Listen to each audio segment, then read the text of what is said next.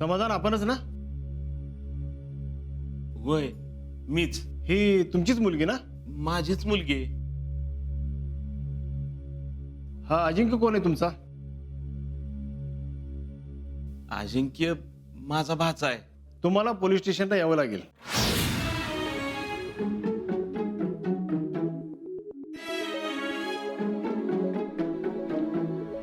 गाव साहेब काय झालं? हे बघा, ही सुसाईड अटेम्प्टची केस आहे.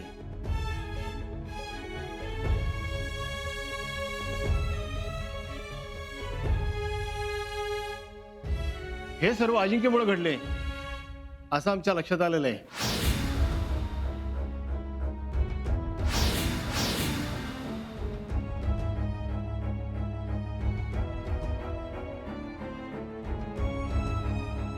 अहो नाही साहेब, तसं काय नाही. मी सांगतोय ना तुम्हाला. हेच तुम्ही पोलीस स्टेशनला सांगा.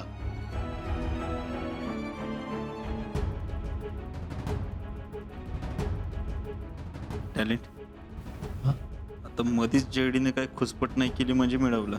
भैया जेवढे आता ज्याला अडकवणार.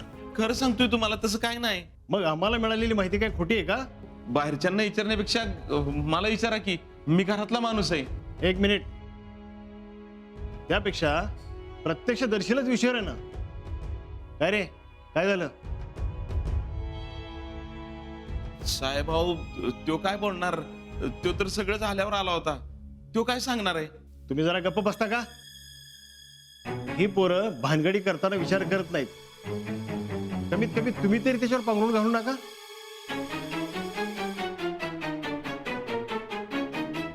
अहो साहेब, खरंच मला माहित नाही. मग कोणाला माहितीये? आर्मीसाठी तयारी चालू आहे आणि असले प्रकार करतोस होय? तुम्हाला जीव जास्त झालाय का रे? अहो साहेब, माझं पोरगं लय साधं भोळ आहे हो. ते असं काय बी नाही करणार बघा. आजी, अहो गुन्ह्याला प्रवृत्त करणं हा सुद्धा एक गुन्हाच आहे. अहो पण साहेब, ते माझं पोरगं काय सांगते ते तरी ऐकून घ्या. हे बघा, त्याची बाजू ऐकून घेतली आम्ही. त्यापेक्षा तुमची मुलगी सांगेल ना काय खरं आणि काय खोटं ते.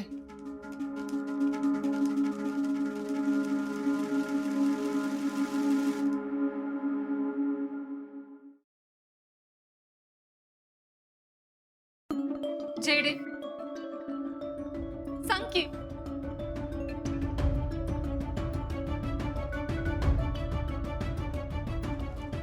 पुष्पे अगं, ती काय बोलणार आहे या अवस्थेत?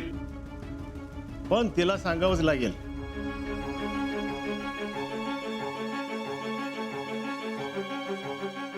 सांग पोरी, काय झालं?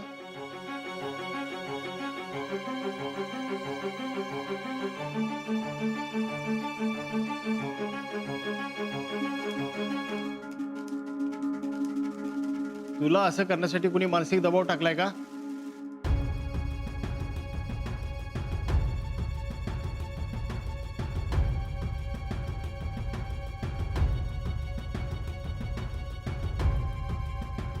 नाही, कोणी अजिंक्यांना काय बोलू नका. यात त्यांचा काही बी दोष नाही.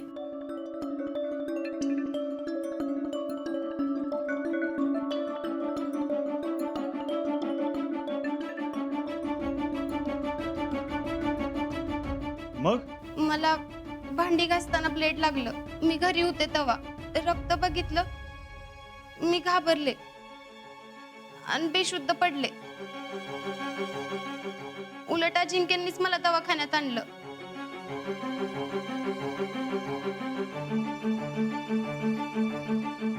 तेव्हा जर अजिंक्यांनी मला आणलं नसतं ना, तर आज मी तुमच्या समोर नसते.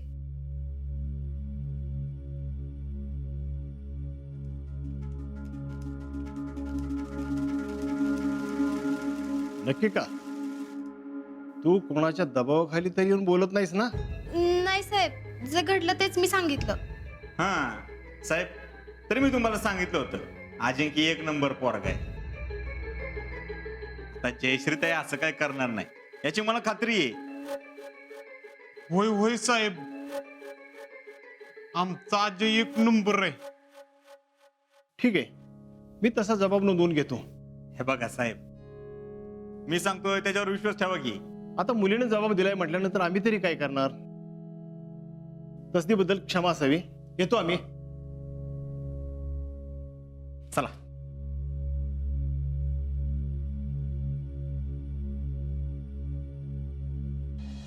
समाधान आहे. देव आपले भालेवच आहे बघ. पुरीचा जीव वाचला. हे बी खरंच आहे, पण आजाच्या भरतीचं अवघड झालं असतं. अरे वरच्याला काळजी आहेच की. हातची संधी घालवली. नेमकी जेडीची अक्कल कुठं चालायला गेली ती काय माहिती. चांगला चान्स आला होता अजिंक्यची जिरवायचा, तो बी घालवला. टॅलेंट, जेडीला खरंच अक्कल नाही का अकलेचा ठेका फक्त तिने एकटीनच घेतलाय हेच कळना झाले. नक्की डाव काय तिचा? भैया काय डाव बिव काय नाही. ती तुम्हाला घाबरली आणि घाबरून तिने जबानी बदलली. तेरी वार. आजा, तुला ट्रेनिंगला आपलं गुडलक आहे. मी म्हणलं होतं का नाही सगळं ठीक होईल. एक मिनिट. जयडे, थँक्स. अजिंक्य, बोल की. आज तुमच्यामुळे मला नवीन आयुष्य मिळालंय. खरं तर थँक्स मी म्हणायला पाहिजे. थँक्स अजिंक्य. हं? मी काय मागितलं तर तुम्ही मला द्याल? जयडे, आज तुझ्यामुळं ना माझा आर्मीत जायचा मार्ग क्लिअर झाला. तुला काय पाहिजे ते माग.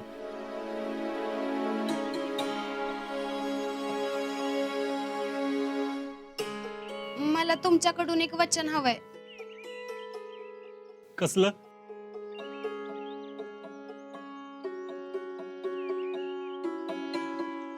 दुनिया जरी इकडची तिकडं झाली ना तरी तुम्ही आपली मैत्री तोडायची नाही.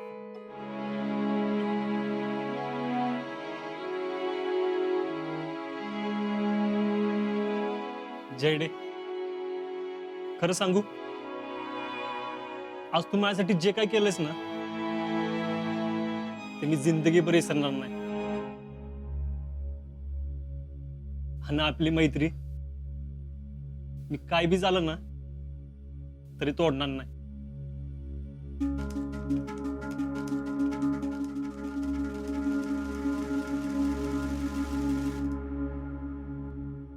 द्या मग वचन.